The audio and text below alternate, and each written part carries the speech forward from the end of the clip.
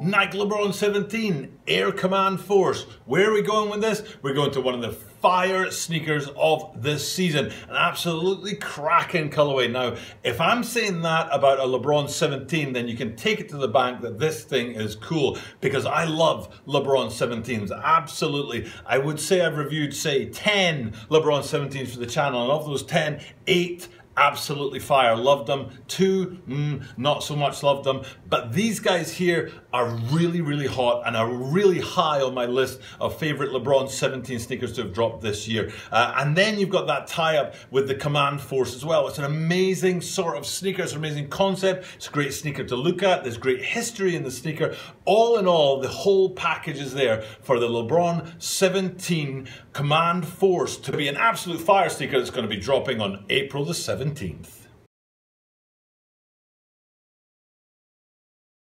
This is the Tokyo Butter 23 Sneaker Channel. Tokyo Butter 23 Sneaker Channel です。毎日、アップするので毎日見てください。Every single day from Tokyo, Japan, I bring you content about upcoming sneaker releases, sneaker news, and sneaker reviews. Today in the spotlight, we've got the Nike Lebron 17 Command Force sneaker. Now, I don't actually think that's what the sneaker is going to be called, but I might be totally wrong in that. But because it's a throwback to a previous sneaker, which hopefully you can see behind me here, there are some similarities. There's one place on the sneaker that's just a straight up identical switch out.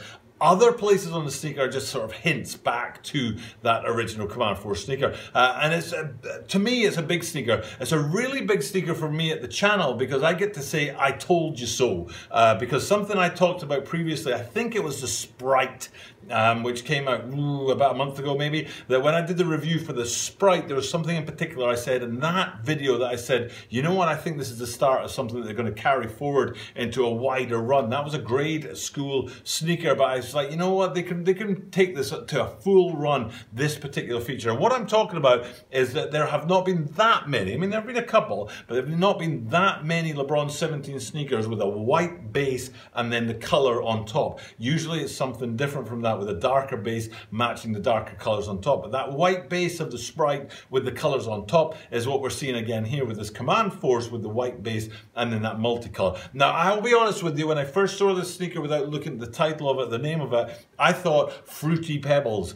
I don't know if anybody else out there was Fruity Pebbles, but Lebron and Fruity Pebbles have this huge history. And our good friend Schubart was kind enough to bring us the in-hand look at the Lebron 4 Fruity Pebbles. I'll put a link to that right here. If you want to go check out in hand the Lebron 4 Fruity Pebbles, an amazing sneaker. But when you look at those Fruity Pebble lines and then you look at this bad boy, this 17 right here, you're thinking, you know what, that could be a Fruity Pebbles. That's not what it says as far as I know. As far as I can tell, it's the Command Force is where the tie-up comes in these guys and not the Fruity Pebbles, which, you know, that's up to LeBron. It's his shoe. Do whatever he wants with it. Either way, it's a fire sneaker, and there's some details on here that are absolutely crucial to why this is going to be one of the best sneakers of this season. Now, the first place we want to go is we want to look at that fly net on the top there, which is in that molded, hardened sort of effect, which gives you the cool look, but also means it's going to be durable. You're not going to end up with little, like, you know, threads hanging off the back of these things there, because it is a hard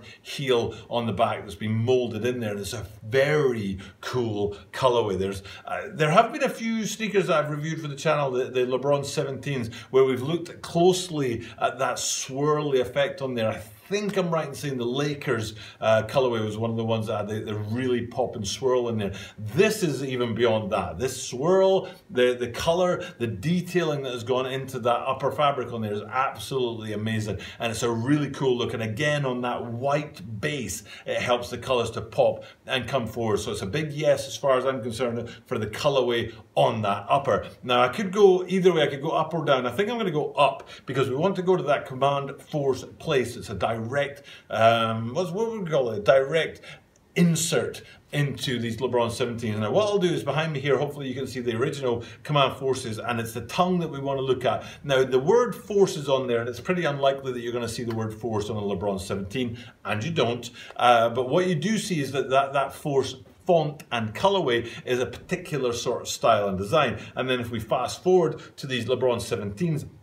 and look at what they've got up on the tongue there. You can see the same font, the same colorway, but instead of saying Force as it did in the OGs, it now says LeBron up there. That's a direct translation, a direct insert from the OGs onto these LeBron 17s. Everything else to me is just a hint at what the originals had on them, but it's still fire and it's still very, very cool. But like I said, we went from the upper upwards, we want to go from the upper downwards, and we want to get to the midsole on there. Another correct decision as they designed the sneaker, as far as I'm concerned, is that speckled midsole on there, which reflects the colourful upper. If they'd gone with a plain white midsole on there, I don't think it would have worked. That was one of my criticisms of the infrareds. I think I'm right in saying that it had a big block of white in there that I didn't like, but now I'm worried that it might have been the athlete interrupted sneakers, more than athlete sneakers. So one of them definitely had a big white block on there that I didn't like. I'm pretty sure it was the infrareds, but I might be wrong about that, or maybe it was the white swoosh on the infrareds. But anyway, what we've got here is a speckled midsole, and it definitely works to set off that upper colorway with that pop in colors and designs on there. But then I'm going to go ahead and say it's my favorite feature of these sneakers is the outsole. I've talked long and hard about how I really dig the outsole in LeBron 17s, highs and lows, I might add, because the LeBron 17 lows, the outsole is one of the few features I like about them. I was recently called out for my disliking of the LeBron 17 low, was it bread? I think it was a bread sneaker. I still don't like that sneaker, even though I was told that I was wrong to not like it, even though I don't like it. But the lows, generally speaking, I'm not a fan of, even though I did like that championship ready one. What was it? Finals ready sneaker, which was really, really cool. But then the highs, I've always been behind the highs, in particular on both highs and lows. That outsole is an absolutely fire outsole. I love that skin effect on there. I think it's really, really cool.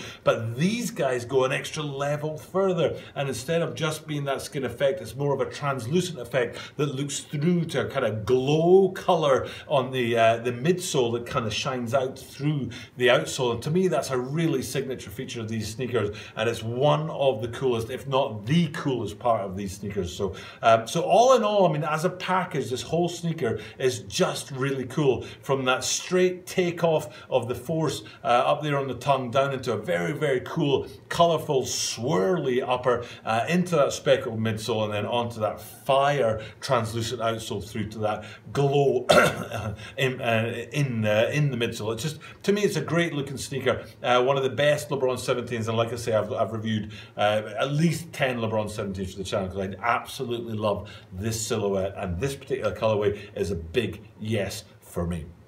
But that's about as much as I've got for you today, guys. As you know, I do this every single day, and I bring you this content. And I'm doing it, like I said earlier in the video, standing up this week. I want to try standing up and seeing if that changes the energy at the channel and changes my ability to interact with you guys. I feel like it does, but I'd appreciate it if you could tell me, as a viewer, what you see as I try this standing up instead of sitting down, as I have done for, you know, like the past 6 months or something like that. For now, though, it's time for me to do what I do at the end of every single video, which is to throw up a list, a link to a playlist which contains some of the rarest sneakers in the world in hand. And the reason why I always do that is A, because you're going to see some of the rarest sneakers in the world, and who doesn't want to see that? And B is because when you click on that link, it brings up a menu of all the possible links you could go look at and check out another one of my videos. So for now, I'll put that link right here, dong, check out that and bring up that menu and go check out another video. But all that's left for me to do is to thank you guys for checking out the content. But because I do this every single day, that means that you are guaranteed to see me